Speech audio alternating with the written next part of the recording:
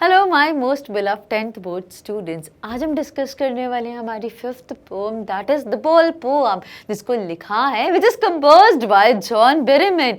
ये इंपॉर्टेंट सी ब्यूटीफुल सी रिटन पोम जिसमें एक बहुत यूनिक मैसेज दिया गया है हमारे बिलव्ड 10th बोर्ड के रीडर्स को। तो जॉन बेरीमैन इस पोम के थ्रू एक छोटे से बच्चे के बारे में बताना चाहते हैं कि कैसे इस छोटे से बच्चे की जो बहुत बिलव्ड टॉय होता है वो एक दिन घूम जाता है, एक दिन उसके सामने खेलते खेलते वो कितना मेरेली वो बॉल घूमते घूमते पानी में चली जाती है और चाह के भी वो बच्चा अपने फेवरेट अपनी बिलव्ड चीज़ को नहीं ला सकता है। तो एक यहाँ पे क्या मैसेज दिया गया है कि जितनी भी हमारी बिलव्ड चीज़ें वो हमसे एक दिन ज़रूर हमसे दूर जाएंगी। This is the reality of life, this is the bitter truth. यही तो हार्श रियलिटी ऑफ लाइफ की कि कितनी भी बिलव्ड चीज़ क्यों ना हो, चाहे वो ऑब्जेक्ट हो चाहे वो पर्सन हो, वो हमसे दूर ज़रूर जाएगा।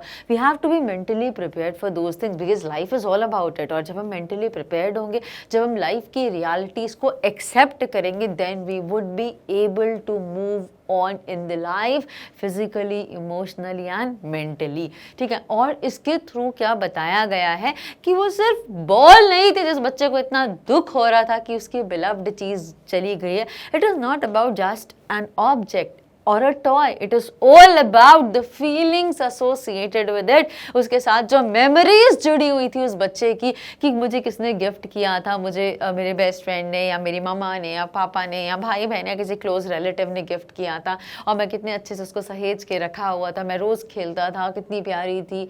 और ये जो फीलिंग्स हैं, ये जो इमोशंस हैं, ये जो मेमोरीज जुड़ी हैं, दैट वॉज इम्पॉर्टेंट। और फाइनली पोम में हमें जॉन बेरीमैन ने एक बहुत इंपॉर्टेंट चीज़ सिखाई है कि कितनी जल्दी वो छोटा सा बच्चा ग्रोन अप हो जाता है, वो मैच्योर हो जाता है और लाइफ की इस हार्श रियलिटी को एक्सेप्ट कर लेता और आगे मूव करने लग जाता है। This is what exactly we to have to learn कि हमें एक ना एक दिन मैच्योर होना पड़ता है, ग्रोन अप होना पड़ता है, रेशनल थिंकिंग के साथ डेवलप होना पड़ता है, नहीं तो लाइफ वहीं पे रुक जाएंगी। It would be just like a stagnant water. Life is all about the flowing and moving water. ठीक है, चलिए तो जल्दी से स्टार्ट करते हैं कंप्लीट एनसीईआरटी सॉल्यूशन। तो फिर देर किस बात की, हेड करते हैं पहले क्वेश्चन की तरफ। व्हाई डज द पोएट से I will not intrude on him? Why doesn't he offer him money to buy another ball?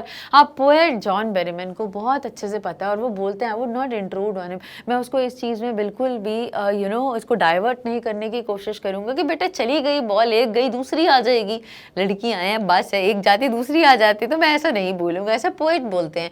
Why doesn't he offer him money to buy another ball? और poet ने, John Berryman ने इस छोटे बच्चे को एक दूसरी बॉल के लिए पैसे क्यों नहीं ऑफर करे कि ये लो बेटा इतने की तो तुम्हारी दूसरी बॉल भी आ जाएगी, तुम क्यों दुखी हो रहे हो, क्यों इतना उदास हो रहे हो? क्योंकि वो एक बहुत इंपॉर्टेंट मैसेज देना चाहते हैं अपने बिलव्ड रीडर्स को कि एक ना एक दिन हमें ग्रोन अप होना है। हम कब तक बचपने में रहेंगे और हमारी चीजें हमसे जब खो जाएंगी, हमसे दूर चली जाएंगी और हम ऐसे ही रोते रहेंगे।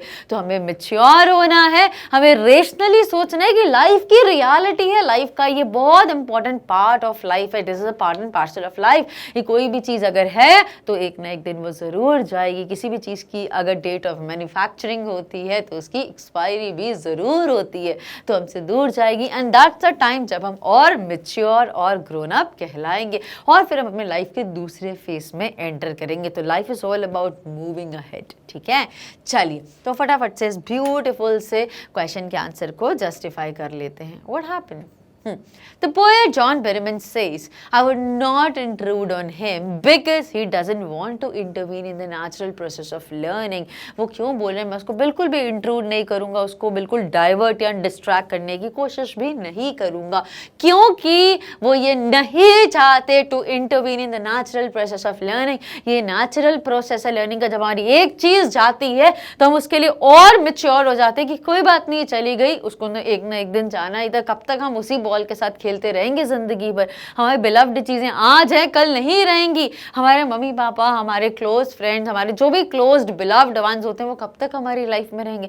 एक ना एक दिन तो ज़रूर आएगा जब वो हमसे अलग होंगे। तो उस दिन के लिए हमें आज से प्रिपेयर होना है, हमें मेंटली स्ट्रांग होना है, इमोशनली फिजिकली प्रिपेयर होना है उन रियलिटीज़ को, उन चेंजेस को एक्सेप्ट करने के लिए। तो इसीलिए यहाँ पे पोएट जॉन बेरीमैन भी बोल रहे हैं कि मैं ये जो कुदरत का, नेचर का जो नेचुरल प्रोसेस है जिससे कि वो लर्निंग इम्पैक्ट या इम्पार्ट करें छोटे से बच्चे को, वो उसमें इंटरवीन या इंटरप्ट नहीं करेंगे।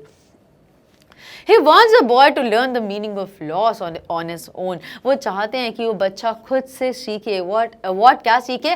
Meaning of loss on his own, कि जब कोई चीज़ हमसे खो जाती है तो उसका मतलब क्या होता है। वो बनी ही है खोने के लिए, वो बनी ही हमसे दूर जाने के लिए। एक ना एक दिन तो ऐसा होगा ही होगा, लेकिन पोएट चाहते हैं कि वो बच्चा खुद से सीखे। एक important message of life. He also doesn't offer him money to buy another ball because that would be worthless. क्योंकि वो ठीक है नई बॉल तो ला देंगे, बट क्या उससे जुड़ी हुई फीलिंग्स, उससे जुड़ी हुई मेमोरीज वो भी ला देंगे क्या? तो बोलते हैं ये बोलना तो बिल्कुल एक वियर्ड, एक बहुत ही स्टूपिडिटी है कि मैं उसको नई बॉल ला दूंगा। सो मैं ये भी नहीं बोलूँगा, ये बिल्कुल वर्थलेस बात है। He wants the boy to learn the lesson of responsibility. और दूसरा इंपॉर्टेंट लेसन वो क्या सिखाना चाहते हैं कि रिस्पॉन्सिबल बनिए। अगर आपकी कोई चीज़ है, so you are the only one concern responsible person, कि आपको अपनी चीज़ों की बहुत अच्छे से टेक केयर करनी है। और ऐसा नहीं अगर आप कितने भी रिस्पॉन्सिबल हो जाओ तो लाइफ में जो एक पार्ट आता है लॉस का वो नहीं होगा, वो तो फिर भी होगा, बट अगर आप रिस्पॉन्सिबल रहोगे तो आप रिग्रेट नहीं करोगे। ठीक है, सो ये बहुत दो इम्पॉर्टेंट से और ब्यूटीफुल से मैसेज दिए हैं इस पोएम में हमारे पोएट जॉन बेरीमैन ने। I hope you understood. चलिए अब हेड करते हैं हमारे नेक्स्ट क्वेश्चन की तरफ। अरे what happened? Just a second. Okay, so Dash staring down all his young days into the harbor where his ball went. Do you think the boy has had the ball for a long time? Is it linked to the memories of days when he played with it? तो यहाँ पे क्या पूछा है, जो line explicitly ली आपकी poem में से, staring down all his young days, stare करना मतलब घूरना, ध्यान से देखना, और वो ध्यान से देखता जा रहा है, अपने पूरे पुराने दिन याद आ रहे हैं, कैसे उस बॉल के साथ खेला करता था, किसको उसने गिफ्ट करा था, कितने अच्छे से उसको सहेज के रखी थी उसने इस चीज़ को। एंड फाइनली स्टेयरिंग डाउन, उसको अपने सारे बीते हुए दिन याद आ रहे हैं और वो बॉल उसके हाथ में नहीं आ रही है, वो उछकते हुए, घूमते हुए, और वो हार्बर में चली गई। हार्बर क्या, वो जगह होती है सी में या लेक में जहाँ पे पोर्ट बोल सकते हो, जहाँ पे शिप्स को बांधा जाता है। ठीक है, so where his ball went, और वो कहाँ पे ना जाने कहाँ वो उस पानी में बॉल चली गई है।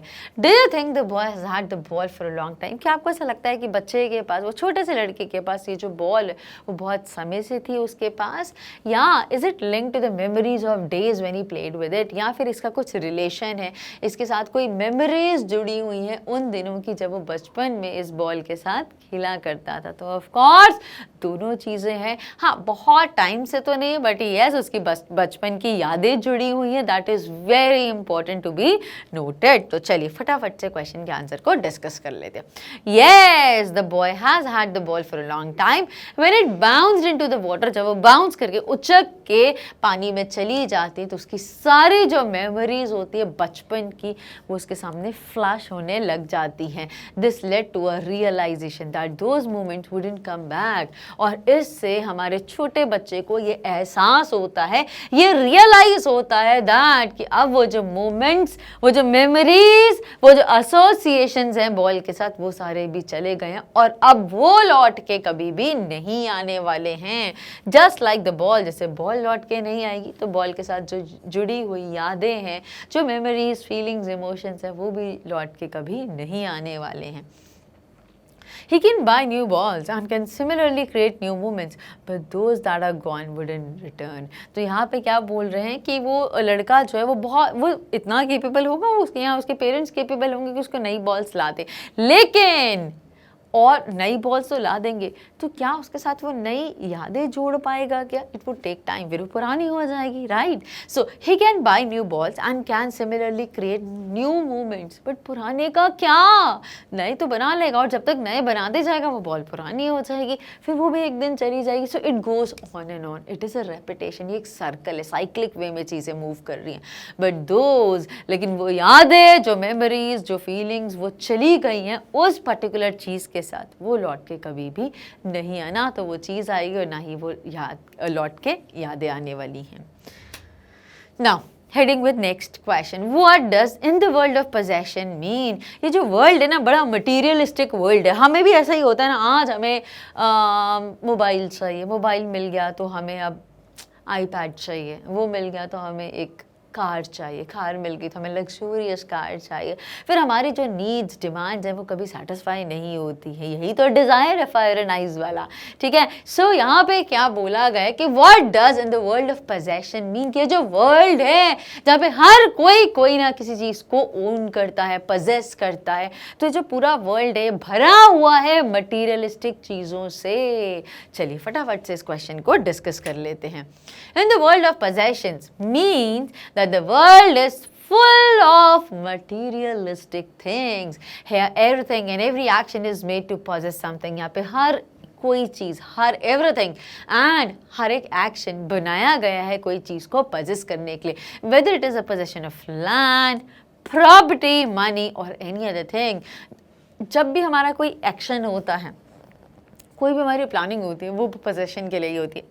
आप लोग पढ़ रहे हो ना, तो आप को क्या पजेस करना है? Knowledge. You want to gain knowledge, you want to attain knowledge, you want to get good marks in your 10th board, you want to come with flying colours in 10th board, तो ये आपका possession इस materialistic world में। But though knowledge materialistic चीज़ नहीं है, वो intangible चीज़ है एट द सेम टाइम। लेकिन हम अगर ब्रॉड लेवल पे बात करें तो हर कोई इंसान अगर आज लाइफ में कुछ करे तो कुछ ना कुछ गेन करने के लिए, जो कि उसकी मटीरियलिस्टिक नीड्स को सेटिस्फाई करेगा, जिस बात से आप भी बहुत अच्छे से सहमत होंगे। Now in the world of possessions means that the world is full of materialistic thing. Everything and every action is made to possess something, whether it is a possession of land, property, money or any other thing. The poet suggests that losing a ball, which is very small thing, would make the boy understand what it is like to lose something that one possessed. तो यहाँ पे poet क्या समझाना चाहते हैं, क्या सिखाना चाहते हैं? दैट लूजिंग अ बॉल, जो एक बड़ी छोटी सी चीज़ है यार, वो एक छोटी सी प्लास्टिक की बॉल हो सकती है, सिली सी, वियर्ड सी, बट इसके थ्रू वो लड़का कितना समझदार हो रहा है, वो कितना नॉलेजेबल बन रहा है, वो कितना मैच्योर हो रहा है, वो कितना ग्रोन अप हो रहा है, कि उसके अंदर ये अंडरस्टैंडिंग डेवलप हो रही है, इस चीज का रियलाइजेशन डेवलप हो रहा है, that what it is like to lose something that one possessed, कि एक ना एक दिन जो चीज आज उसके पास है वो कभी ना कभी जरूर उससे दूर जाएगी, बिछड़ेगी या उससे अलग होगी ही होगी। तो ये जो रियलाइजेशन का जो थॉट है, ये जो थॉट ऑफ लूजिंग है, ये इसको और ज़्यादा मैच्योर, अंडरस्टैंडेबल और ज़्यादा ग्रोन अप बना रहा है। Now, heading with next question. Do you think the boy has lost anything earlier? Pick out the words that suggest the answer. तो क्या आप लोगों को लगता है कि इस छोटे से बच्चे ने has lost anything earlier? क्या इस बॉल से पहले भी उसने कभी कुछ खोया है? और अगर खोया, क्या पाया? गाने नहीं गाने, ठीक है? तो अगर कुछ खोया है तो वो explicitly words पोअम में या phrases दिए हैं, तो वो आपको पिक करके यहाँ पे बताने हैं। That's it, ठीक है? चलिए। No, it seems that the boy hadn't lost anything earlier.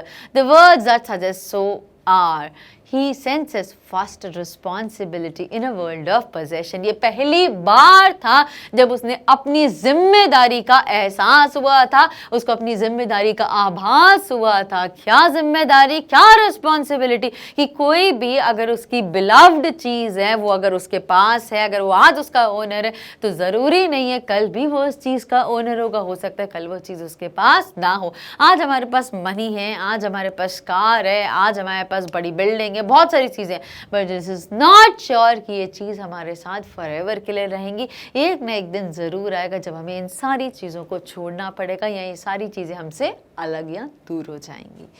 So this is all about this beautiful question's answer. Head करते हैं next question की तरफ. What does the poet say? The boy is learning from the loss of the ball.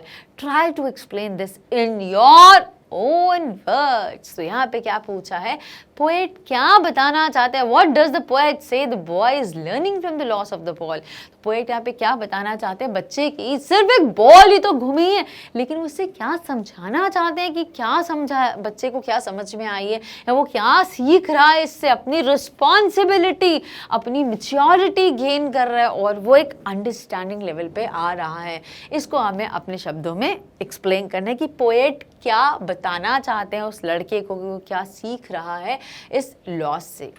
Now, the poet says that the boy is learning to cope up with the loss of the ball. तो poet हमें बताना चाहते हैं कि वो natural process है, वो खुद सीखेगा, खुद डलेगा. उसकी चीज़ घूमी है, वो तो आज दुखी होगा, कल दुखी होगा, धीरे धीरे उससे ओवरकम करने की कोशिश खुद ब खुद करेगा. The poet says that the boy is learning to cope up with the loss of the ball. ये बॉल का जो लॉस था उससे खुद ब खुद को कोप अप करने की, इससे ओवरकम करने की कोशिश कर रहा है. He is experiencing grief and learning to grow up in this world of possession. वो अभी बहुत दुखी है, वो अभी बहुत ज़्यादा ग्रीफ, दुखी है, उदास है, बहुत डिप्रेस फील कर रहा है, बट धीरे धीरे वो एट द सेम टाइम वो ये सीख भी रहा है टू ग्रो अप, कि अब मुझे मेच्योरिटी दिखानी है, मुझे अब ग्रो अप करना है in this world of possessions. He learns that there are so many things in life that are lost and cannot be brought back. अब वो क्या सीख रहा है बच्चा, क्योंकि अब वो ग्रोन अप हो गया, वो मेच्योर हो गया है, तो उसकी मेच्योरिटी उसको ये सिखा रही है कि लाइफ में ऐसी बहुत सारी चीज़ें आती हैं जो कभी ना कभी हमसे दूर और अलग होती ही होती हैं. So he learns that there are so many things in life, चाहे वो मटीरियलिस्टिक हो, चाहे वो रिलेशंस हो, चाहे वो कोई भी चीज़ के बारे में बात क्यों ना की जाए. सो there are so many things in life that are lost and cannot be brought back. He is sensing his first responsibility, और इन चीज़ों से वो अपनी पहली रिस्पॉन्सिबिलिटी, अपनी पहली जिम्मेदारी का एहसास कर रहा है. As he has lost the ball, the boy will learn how to stand up and leave the losses behind as he would have understood the true meaning and nature of loss. और अब it's the time कि जब उसको और regret, repent या grief या sad नहीं feel करना है, उसको उससे ओवरकम खुद ब खुद करना है और लाइफ में आगे बढ़ना है. This is the part of life, this is the nature of loss, कि अगर एक चीज आपसे दूर जाती है तो आप किसी चीज के करीब जाते हैं, कोई दूसरी चीज आपको जरूर अप्रोच करती है. This is very rightly said, when God closes one door he definitely opens the another. तो चलिए, आई पर्सनली बिलीव कि ये क्वेश्चन बहुत अच्छे से समझ में आ गया है. और इसी के साथ there is no next question. We are done with complete NCERT solution of the Ball poem, which is composed by John Berryman. I hope it was quite informative.